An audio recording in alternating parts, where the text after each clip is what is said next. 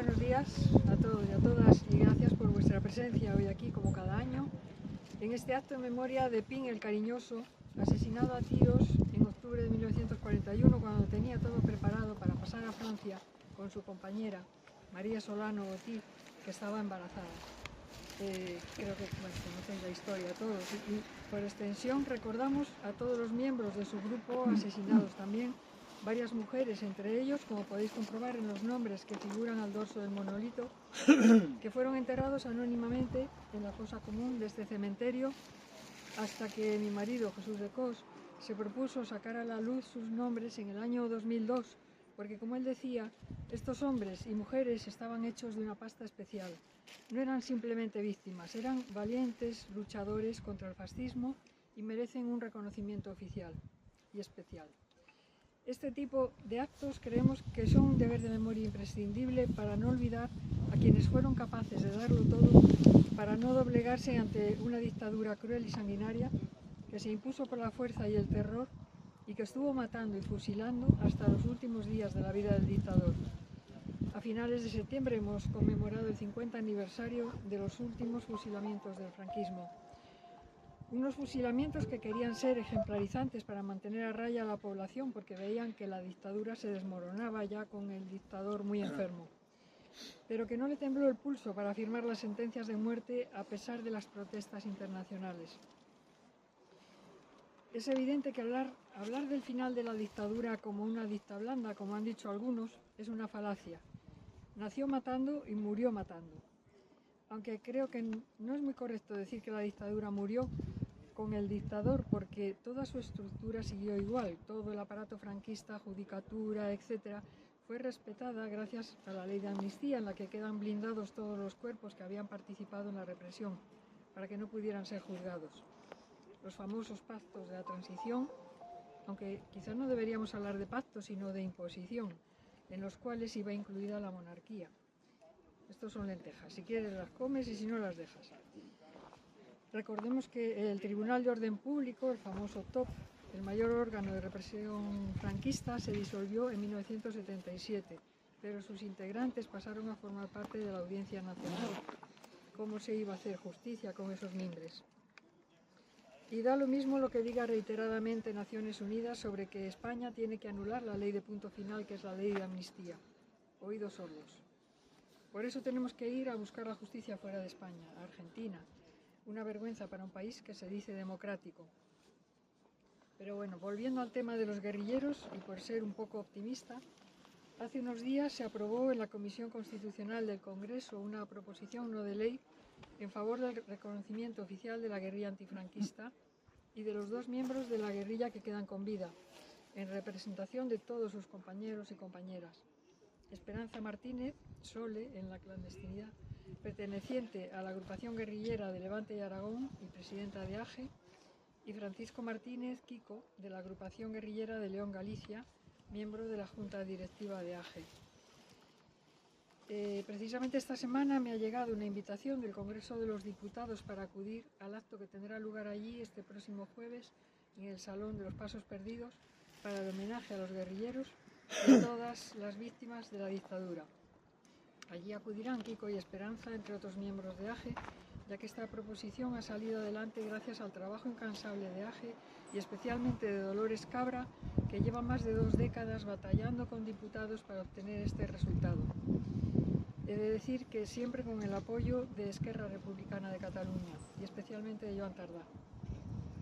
Aunque sea muy tarde ya para algunos, al menos Kiko y Esperanza podrán verlo cuando ya han cumplido 100 años y 98 respectivamente.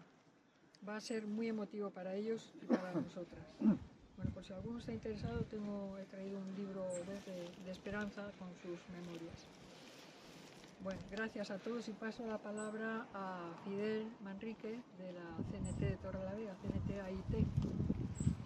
Bueno, normalmente hablo sin papeles, pero hoy me quito aquí algo porque no quiero que se me olvide nada. Entonces, a ver, tengo que decir evidentemente que estamos aquí, como todos sabéis, para recordar al Cariñoso y a sus compañeros, como ha dicho Marisol, y al resto de los que tuvieron la valentía de empuñar las armas para luchar contra el fascismo en defensa de la libertad y la justicia social. También quiero recordar a otros más cercanos, como Jesús de Cos precisamente, o Felipe Matarrán, a los cuales he tenido la fortuna de conocer personalmente. Alguien dijo que los vivos viven en la memoria de los... O sea, los muertos viven en la memoria de los vivos y ellos desde luego están en nuestra memoria. Pero me gusta también a mí referirme a la actualidad. Y tengo que decir que en estos momentos la actualidad no me induce al optimismo precisamente. Estamos viviendo unos momentos en los que desgraciadamente se parecen demasiado a los años 20 y años 30 del siglo pasado, con el presidente de los Estados Unidos erigido prácticamente en jefe del fascismo internacional, con las tres mayores potencias mundiales dirigidas por autócratas y con los regímenes democráticos en franco retroceso. No hay más que ver cómo aumenta constantemente el número de países en los que imperan sistemas autoritarios, desde Argentina a Japón muy recientemente, o desde Hungría a otros muchos países. Aunque sus sistemas sean formalmente democráticos, la realidad es que no lo son. De Estados Unidos en concreto nunca ha creído que fuera una democracia, porque ha hecho lo que ha querido en el mundo, invadiendo países, en fin. Son muchos los países, no hay más que mirar a Europa, donde las organizaciones son cada vez más fuertes.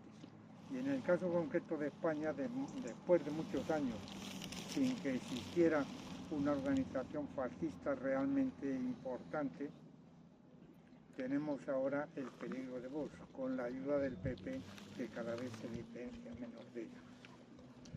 No hay más que ver cómo coinciden a la hora de votar sobre temas de importancia, como lo referente al aborto en la Comunidad de Madrid, el tema del racismo, etc. Además, una de las leyes que más les gusta derogar es la de memoria histórica, como ya han hecho en varias comunidades, por supuesto, incluida Cantabria. La última, Baleares, el otro día. En relación con este tema, hace solo unos días, como sabréis, que al declarar el gobierno como lugar de memoria histórica lo que fue Dirección General de Seguridad del Franquismo en la Puerta del Sol de Madrid y sede del actual gobierno de Ayuso, ya ha anunciado el PP de Madrid la presentación de un recurso en contra de esa declaración. Lo cierto es que lo que desean al final es, además de quitarnos derechos y libertades, privatizar la seguridad social, incluidas las pensiones, la educación y todo aquello que forma parte de lo que se llama o se llamaba el estado del bienestar imperante desde el final de la Segunda Guerra Mundial. Antes hablé de Trump y tengo que añadir que muy recientemente Mark Bray, historiador, profesor universitario y autor del libro Antifa, ha salido huyendo prácticamente de Estados Unidos porque recibía serias amenazas de muerte, acusándole además de terrorista, y todo ello solo por estar en contra del régimen que está imponiendo Trump en Estados Unidos. Ha venido a España, por cierto, está aquí. Volviendo a nuestro país, quiero recordar que Gabriel Rufián, de Esquerra Republicana de Cataluña, en una entrevista en televisión española, dijo que los tolerantes debemos ser intolerantes con los intolerantes para que la tolerancia siga existiendo. Frase que me gustó y que suscribo íntegramente. Por otra parte, anteayer, la diputada de Bildu en el Congreso, Merche Purua, se refirió a la impunidad del fascismo en España e hizo un llamamiento al gobierno para que actúe decididamente para acabar con esa impunidad, porque de no ser así, todos pagaremos la permisividad del gobierno. Por supuesto, también estoy completamente de acuerdo con eso. Pero el problema, evidentemente real, no puede quedarse en simples declaraciones verbales. Un partido del tipo de Vox no puede tener una existencia legal. El sistema democrático concede a todos los partidos la posibilidad de participar en la actividad política, pero eso me parece de una ingenuidad suicida, puesto que las organizaciones ultraderechistas utilizan las propias libertades democráticas para acabar con la misma democracia con el más mínimo atisbo de libertad. Y tenemos innumerables ejemplos históricos anteriores. Si estando fuera del poder central, PP y Vox llegan a acuerdos que restringen o anulan derechos y libertades, ¿qué no harían si llegaran al gobierno de España?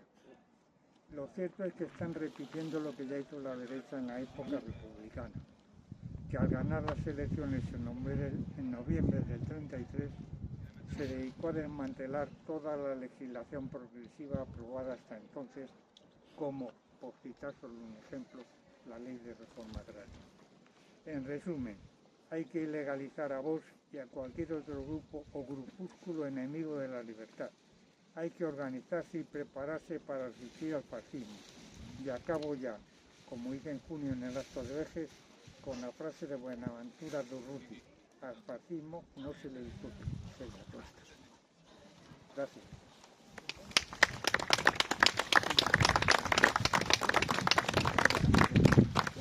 Bueno, no sé, Isidro Dicero, si quieres decir unas palabras. Sí, Estás, como siempre. por supuesto. Os dejo aquí al sitio porque por lo visto para que se vea bien desde ahí, ¿no? Bueno, pues suscribo lo que habéis dicho. Vas para atrás, para que se te vea bien. Ay, qué bien. Voy a decir hoy una cosa, una noticia. Estoy escribiendo un libro, otro, sobre el tema que me ha ocupado tantos años y que estamos en él, ¿no? Esta vez no es un personaje que no conozcáis los que estamos interesados en el tema de la memoria histórica, lo conocéis todo. Se trata de Santiago Montes Luengas, que estuvo 8 años escondido en el desván de su casa, en Laredo, en la calle Ruayusera número 6, 8 años escondido. Cuando se decidió a salir el año 46, le metieron en la cárcel y estuvo preso 2 años más en la Provincial, donde coincidió con un montón de presos políticos a los que dibujó.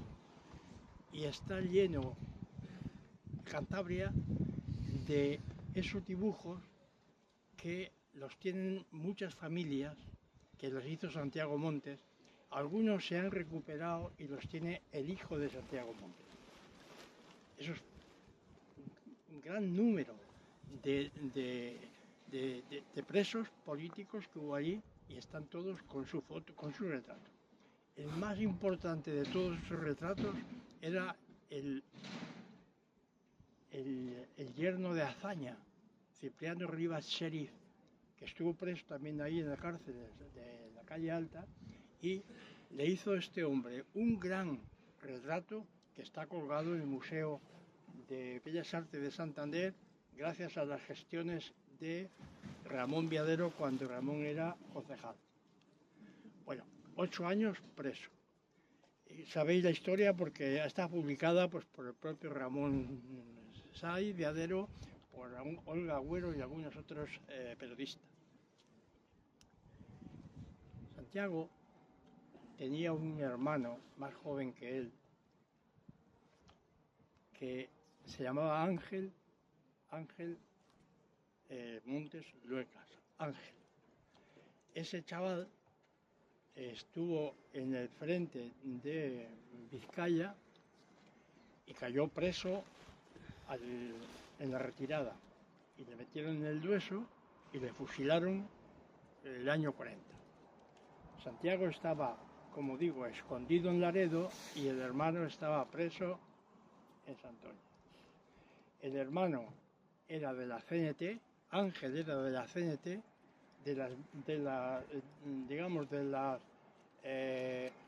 los batallones que organizó la CNT en Vizcaya y el hermano, Santiago, era de la UGT.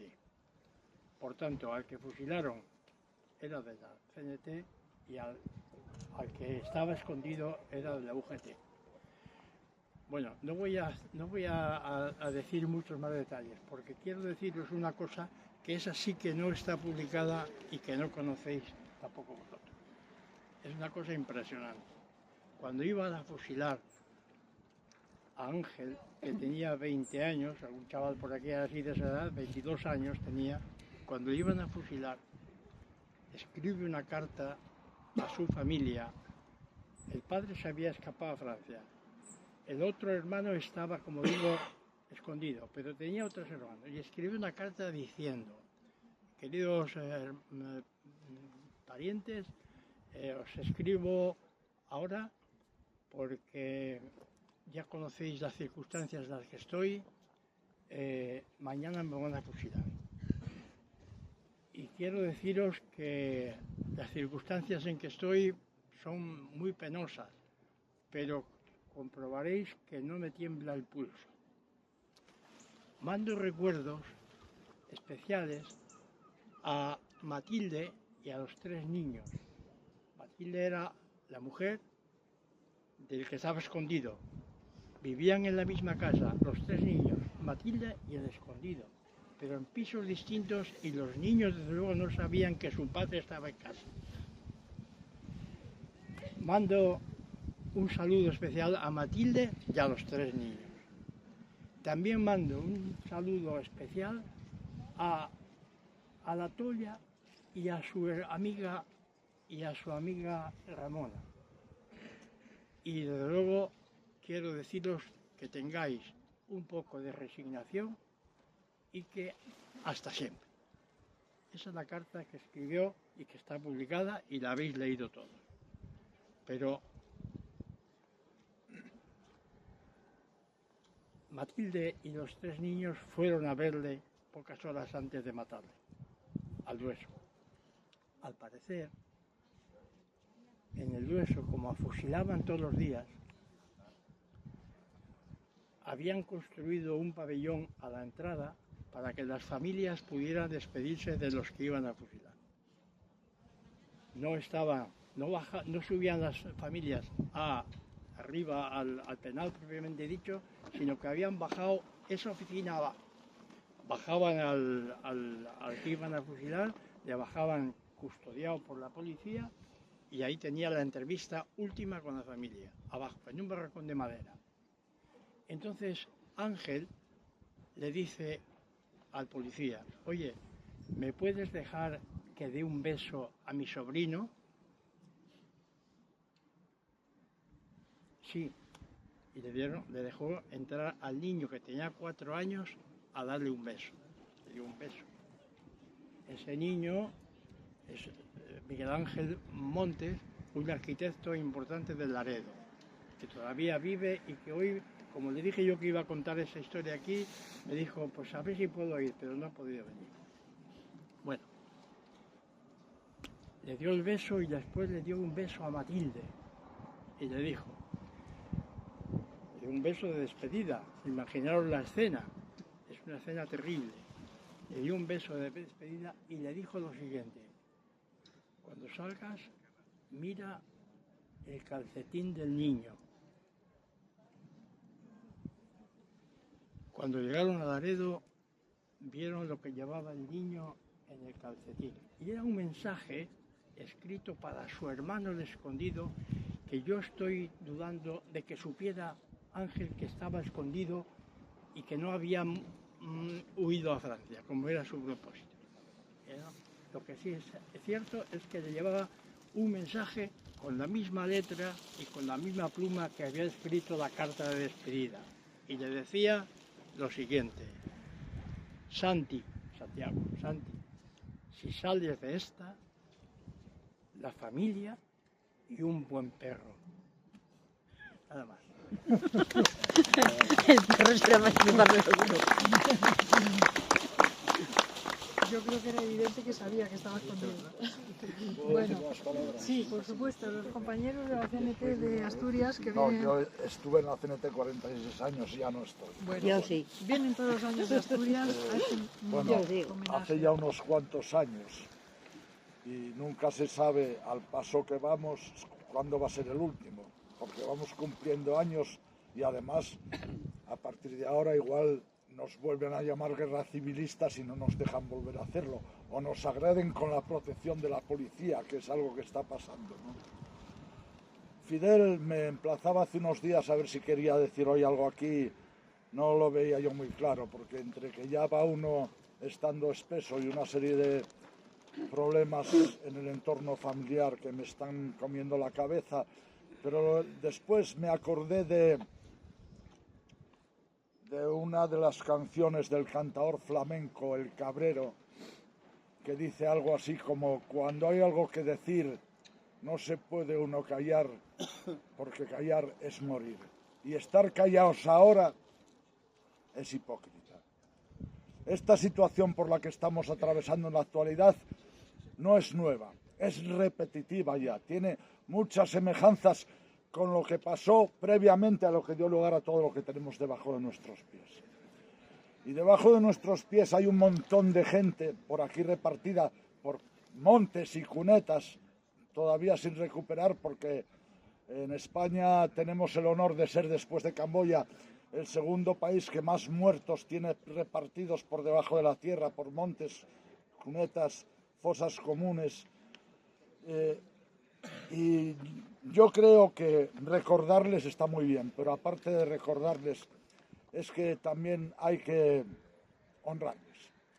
Y me niego, en la situación actual, a admitir a quienes dicen que aquí debajo están quienes lucharon por la libertad que hemos recuperado y que ahora nos quieren arrebatar. Los que lucharon y están aquí abajo, y otros muchos que no están aquí, lucharon precisamente contra esto mismo en aquellos tiempos. Este era un país súper atrasado, en el que no había entrado el enciclopedismo y la ilustración, un país que no había tenido una revolución burguesa, un país que estaba lleno de jerarcas, de testas coronadas, en fin, pero había tenido penetración precisamente en un país semianalfabeto todo lo que era la ideología liberadora del movimiento de clases. Bueno, y aquí en este país, cuando la presión popular determinó que la testa coronada se fuese, y se constituyó una primera república, una segunda, perdón, empezamos a ver ya los mismos síntomas que se ven ahora. Lejos de avanzar en las promesas que se habían hecho al pueblo, se trató de legislar para no molestar a los poderes de siempre. Lo primero que se hizo fue una ley de la defensa de la República. Antes de proceder a ningún tipo de reforma agraria, educativa, sanitaria, y precisamente eso que se hizo fue aplicárselo precisamente a los obreros recalcitrantes. En los 2 primeros años de ley de defensa de la República, esta fue aplicada para ejecutar a más de 4.000 obreros por conflictos sociales. Después hubo quien dijo que, bueno, frases típicas, ¿no? Si el ejército se levanta, yo me voy a acostar. Eso lo dijo el poder político. Mientras tanto, el ejército se levantaba y el poder popular y revolucionario de la clase trabajadora, encabezado fundamentalmente por las organizaciones sindicales UGT y CNT, asaltaron los cuarteles y tomaron armas. Pararon los pies al ejército hasta donde pudieron. Y un ejército que había intentado dar un golpe de Estado que le fracasó, sumió al país en una guerra civil fratricida. Cuando intentamos recordar y conmemorar a esa gente, ahora nos llaman guerra civilistas. Y estamos viendo lo mismo que hubo entonces, una confederación de derechas autónomas y una falange, y ahora un partido popular y Vox. Y las características las mismas, ¿no? Vamos a derogar todas vuestras leyes y en la calle vamos a hacer lo mismo que hacía la falange. Hoy, por lo que vimos ayer en imágenes en la televisión del payaso el Vito Quiles, que se anda paseando por ahí y levantando la zarpa y se pavonean, pero si es que por mucho menos tenemos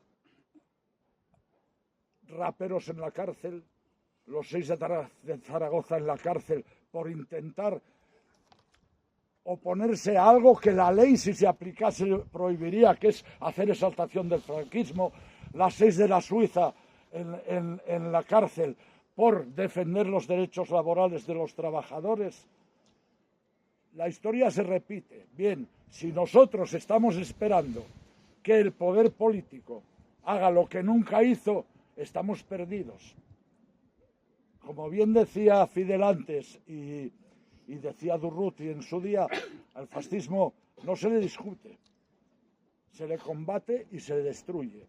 Y yo siento mucho que el comportamiento de las castas políticas, me da igual, cualquiera de ellas, sea como se decía de la mujer del César, no hace falta que lo sea, pero que lo parezca. Pero es que ahora no hace falta ni que lo sean ni que lo parezcan, porque descaradamente son lo que parecen o parecen lo que son. Y ni una buena palabra, ni una mala palabra, ni una buena acción, y por sus obras desconocerás, pero como obras no hacen, y cuando hacen arramplan con ellas, pues por lo que digan. Pero decir, cuidado, decir se dice por la boca, y parece ser que ahora mismo quienes se dirigen a un pueblo al que consideran, parece ser, idiota, por esa boca no se sabe. Si la cierran, callan lo que saben. Y cuando la abren solo saben hacer 2 cosas, o mentir o mamar, que es para lo que están. Y entonces, si no reaccionamos como pueblo y como clase, estamos consiguiendo certificar lo que hemos hecho mal durante todos estos años, que es que 50 años después de la muerte de Franco estamos peor que al final de su vida. La juventud de hoy en día levanta la zarpa, algo hemos hecho mal.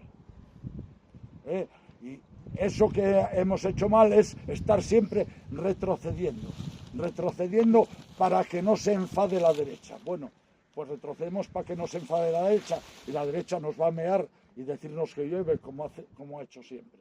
Yo espero poder seguir viniendo aquí, pero al paso que vamos, algún día vendremos aquí y vendrán los fachas protegidos por la policía a palearnos otra vez.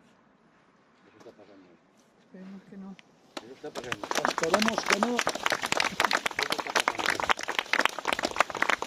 Pero lo que sí es cierto es que la pedagogía en los programas educativos es importantísima, y es lo que ha habido un déficit tremendo durante décadas en este país. Se ha reformado con la última ley de memoria democrática.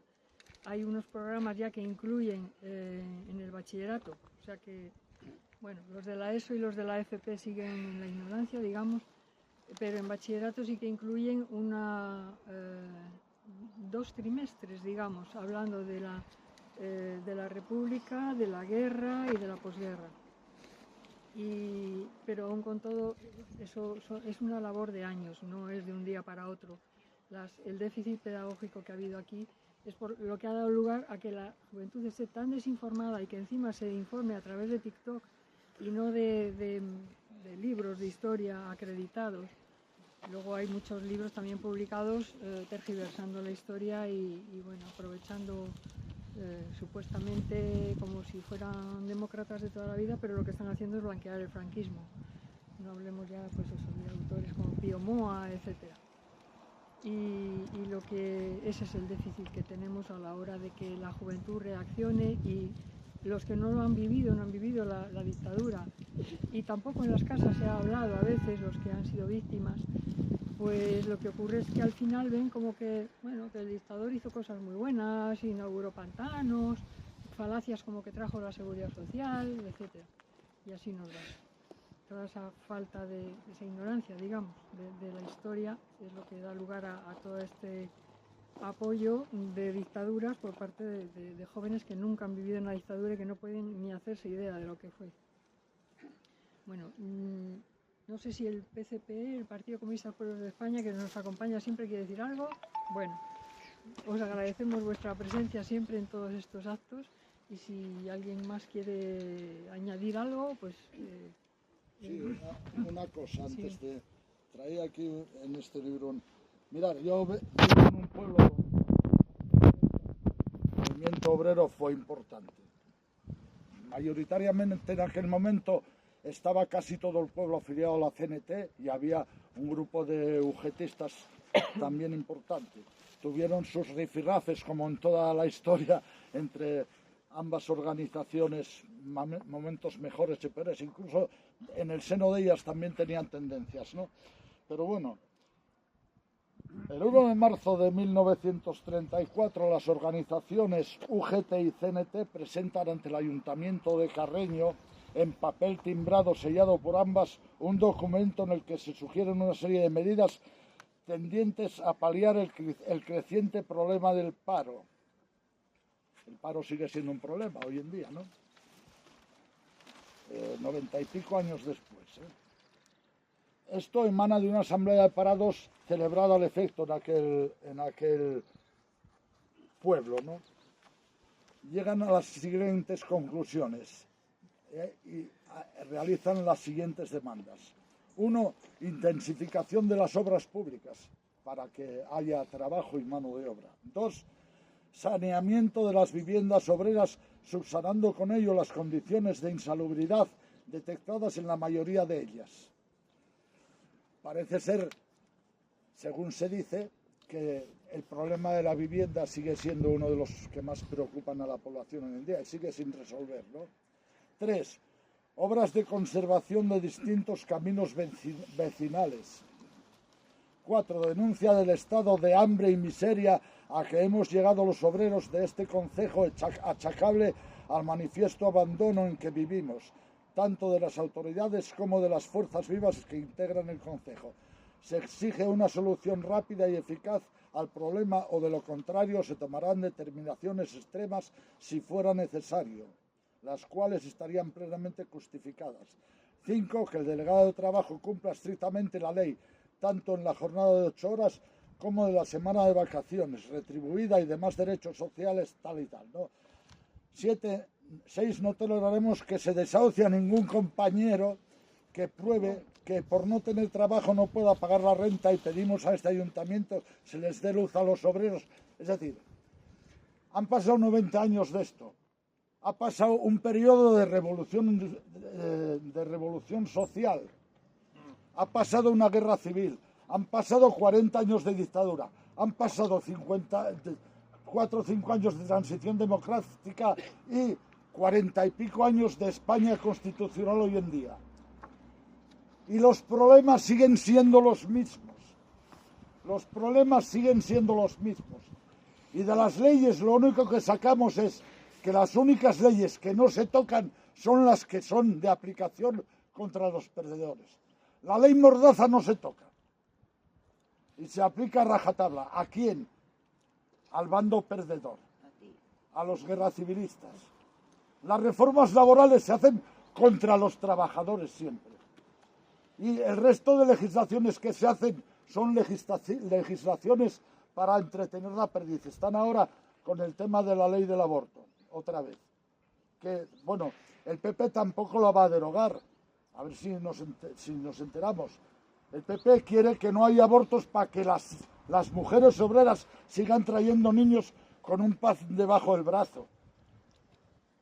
Y entonces que el Estado no aborte. Total, ellos tienen dinero para que las putas de sus hijas vayan a abortar todas las veces que les dé la gana, que ellas abortan porque no quieren tener hijos, no porque no los puedan mantener. Entonces, todos los cambios legales que se hacen son siempre en contra de los mismos. Y las leyes que no se tocan es porque las leyes están hechas para regular todo esto, para proteger que todo permanezca igual con una apariencia de cambio. Yo ya estoy harto de confiar en los políticos. Y lo que estoy es quemado de ver que nosotros somos incapaces de hacer lo que los políticos no hacen. Y que cada vez estamos esperando más que los políticos nos arreglen las cosas. Por eso los populismos triunfan. Y ahora hay gente que dice que Franco era bueno y quería a los niños. Porque se desconoce la historia. Una historia que, por cierto, hubo sectores de la llamada izquierda que convinieron que por la política de conciliación y reconciliación había que echar tierra encima de todo esto. Y ahora, 50 años después, quieren como mucho recuperar unos huesos, ponerles una medalla propia y enterrar todo lo demás que había debajo. Todo lo que habría que desenterrar es lo que quieren volver a enterrar. Como ya hicieron en la transición, con la connivencia de Santiago Carrillo y gente así. En fin. Gracias. No es de extrañar que sea, después de tantos años se tiene una visión pesimista, porque la verdad es que es 2 pasitos para adelante, 1 para atrás y en fin. Bueno, pero seguimos en la brecha haciendo todo lo que en la medida de nuestras posibilidades podemos hacer. Gracias a todos y a todas por venir y acudir aquí cada año. Gracias.